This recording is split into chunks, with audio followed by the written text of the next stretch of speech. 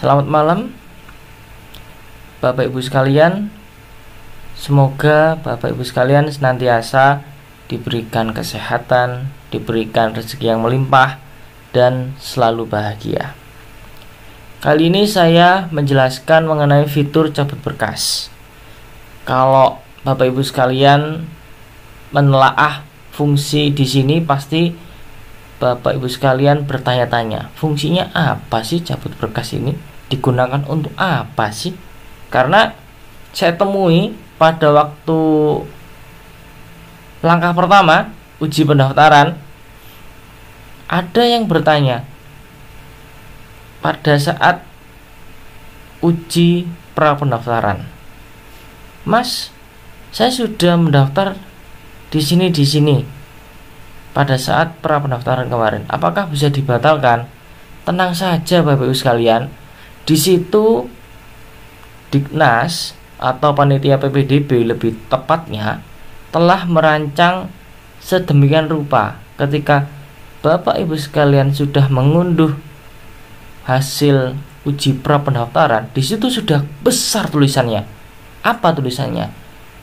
Uji coba. Kalau ada tulisannya uji coba, berarti itu hasilnya bukan dikunci, tapi menunjukkan ini loh tata cara mendaftarkan calon peserta didik baru melalui jalur zonasi. Kalau Bapak Ibu sekalian berstatus afirmasi keluarga pramiskin, ini loh tata cara mendaftarkan calon peserta didik baru jalur afirmasi keluarga pramiskin. Kalau dari jalur keluarga pramiskin hanya satu ya, tapi kalau zonasi itu ada 2 sekolah yang dipilih. Jadi tenang aja, kalau uji coba itu sudah pasti tidak dikunci, alias hanya menunjukkan tata caranya doang. Sehingga Bapak Ibu sekalian, ketika waktu pendaftaran itu dibuka, Bapak Ibu sekalian tidak kaget caranya gimana, apakah saya bisa. Nah, itu gunanya uji pra pendaftaran. Jadi nggak perlu takut untuk dicabut berkas ya, santai aja. Nah, baru ketika sudah waktunya, ini kan sudah melewati fase jalur keluarga miskin atau pramiskin, ini sudah selesai ya.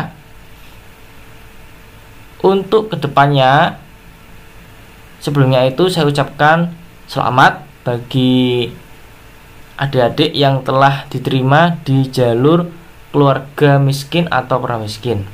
Kedepannya ini yang paling ditunggu momen-momennya ya, yaitu zonasi umum yang dibedakan 2 kategori. Yang pertama kategori kecamatan, yang kedua kategori kota Surabaya. Saya harap semuanya bisa masuk di kategori kecamatan, karena kategori kecamatan itu memiliki kuota sangat besar daripada kategori jalur zonasi Surabaya. Sebab kuota dari zonasi Surabaya itu diambil dari jalur zonasi kecamatan ya. Jadi hanya sedikit yang di jalur kota Surabaya, hanya sedikit sekali. Maka dari itu wajib komitmen Bapak sekalian ketika memilih sekolah, karena di jalur kecamatan itu akan ada banyak pilihan sekolah-sekolah yang dekat dengan rumah. Pastikan sekolah tersebut dapat memberikan kualitas pendidikan yang baik untuk putra-putri panjenengan semuanya.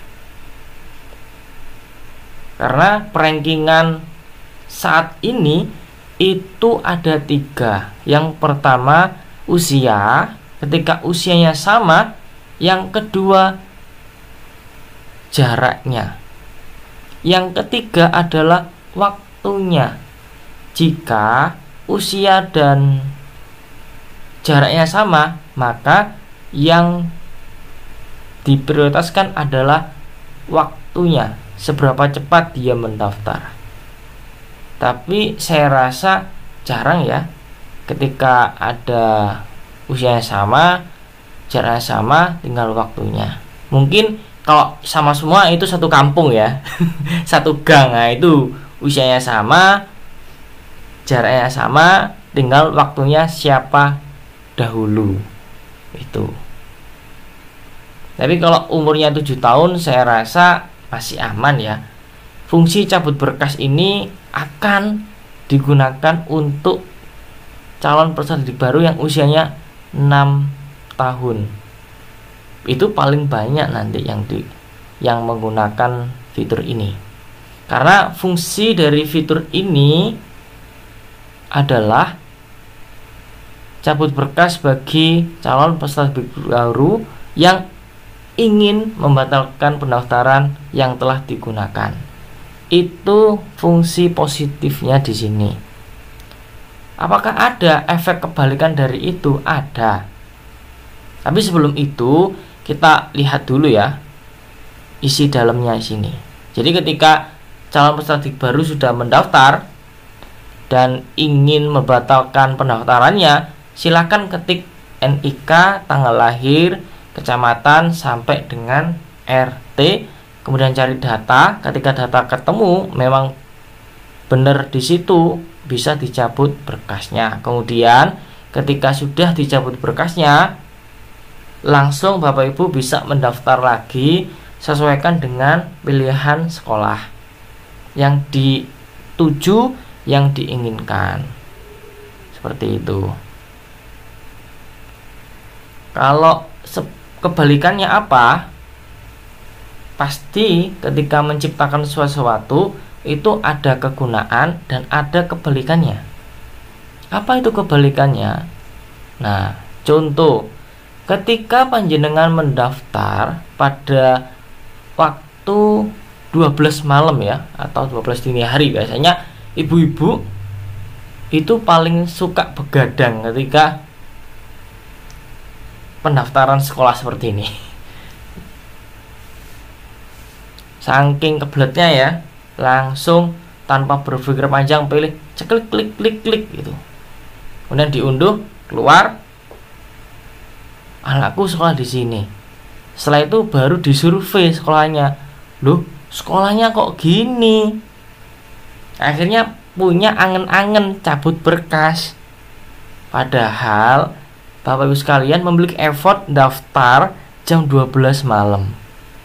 Tapi di tengah-tengah jalan terkena goyangan maut.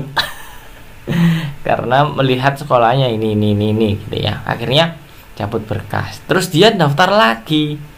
Nah, daftar lagi ini tuh nggak sembarangan. Selain cabut berkas, Bapak Ibu sekalian harus tahu ya, sekolah yang dituju itu sudah berapa yang mendaftar dan berapa kuotanya. Ketika kuota itu sudah terpenuhi oleh yang sudah mendaftar jam 12 malam sudah terlalu banyak, ya otomatis anak Bapak Ibu sekalian itu di bawah. Kan waktunya kan sudah lebih banyak ya daripada yang sebelumnya, kecuali pindah jaraknya lebih dekat. Nah, beda lagi tuh. Jadi yang harus dipastikan jarak dan waktunya. Apakah ada selempitan-selempitan anak saya bisa masuk di nongol perengkingan. Nah, itu yang disebut kebalikan dari cabut berkas. Jadi nggak hanya asal menggunakan fitur ini, tapi Bapak Ibu sekalian harus literasi sistem PPDB itu bagaimana. Oh, seperti ini toh, seperti ini. Ketika saya melakukan ini, saya harus menelaah metadata ini. Baru saya akan lakukan cabur berkas, kemudian anak saya akan nongol di sini. Nah, itu. Jadi nggak seenaknya menggunakan fitur ini. Itu terkesan sembrono. Jadi saya harap matang-matang ketika Bapak Ibu sekalian memiliki effort mendaftar di jam-jam 12. Pastikan kembali bahwasanya sekolah yang dipilih adalah tepat. Ya. Kalau nggak tepat, ya Bapak Ibu harus repot untuk meliterasi PPDB, mulai dari yang mendaftar sudah berapa banyak, kuotanya berapa, terus jarak rumah dengan sekolah ini itu berapa, seperti itu. Beda lagi dengan wali murid yang mendaftar enak-enak ya, santai-santai gitu ya, bukan jam 12 tapi jam 8 pagi setelah makan, jam berapa, tetap itu harus digunakan meliterasi PPDB, mulai dari kuota, mulai dari jaraknya, tetap ya, tetap. Tapi itu tidak sembrono. Tapi kalau yang jam 12 tetap sembrono, wah bahaya ini ya, bahaya. Jadi pastikan betul-betul. Dan itu yang wajib saya jelaskan mengenai cabut berkas. Fungsinya baik ya, cabut berkas ini baik fungsinya, membatalkan calon peserta didik baru mendaftar di sekolah A, seperti itu. Tapi harus tahu kebalikannya ya, itu. Nah, mungkin itu yang bisa saya sampaikan kepada Bapak Ibu sekalian. Jadi harus perhatikan betul-betul PPDB tahun 2023 ini. Kalau ada yang ingin ditanyakan, silakan tulis di kolom komentar. Mudah-mudahan saya bisa jawab keluh kesah dari Bapak Ibu sekalian.